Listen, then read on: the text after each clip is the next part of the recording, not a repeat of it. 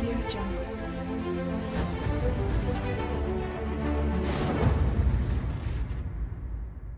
Nuo seno kažkada amžinatilsį dailininkas Krištopaitis tokioj vienoj kavinukėj prie teatro. Chebrytė susirinkdavo ir pavadino tai masonų ložė. Ar mėlynoji paukštė. Ir dar reiškia. Tai aš ten ilgai nebuvau. Ten daug kartų ten ir Šavinis numirė, meras buvęs ir kiti. Kažkodėl yra savybė, kai jie miršta visi. Aš nueinu į kapines, ką daryti, sveikinkis su visais, sveikinkis. Mes šeštadieniais susirenkam, geriam kavą, jeigu kokia ten nelaimė įvyksta, tada brendžiuko išgeriam.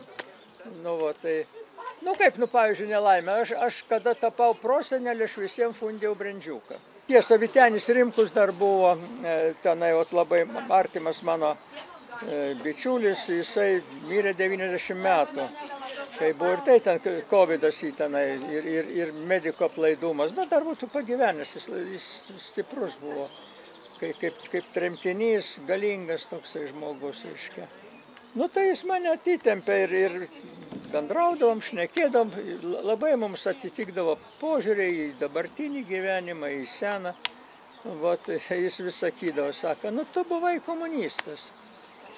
Aš sako, buvau nuspręsta, kad mane sušaudyti reikia. Ir kodėl man taip viskas atsitinka. Mano žmona ten mirė maždaug, kiek tų metų, nežinau, 25, gal ar 20.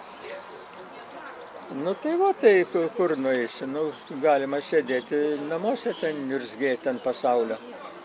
Ir kaip sakysim, peikti vyriausybę ir dar ką nors. Bet susirenkam, pašnekam. Kitą kartą 1,5 valandos, kitą valandą užtenka, pabūnam, kavą išgeriam. Pasikeičiam, kartais atsinešam kokių tai senienų, kas ką randam, aš irgi ten kartais, pas mane yra biblioteka, turbūt koks 3000 knygų.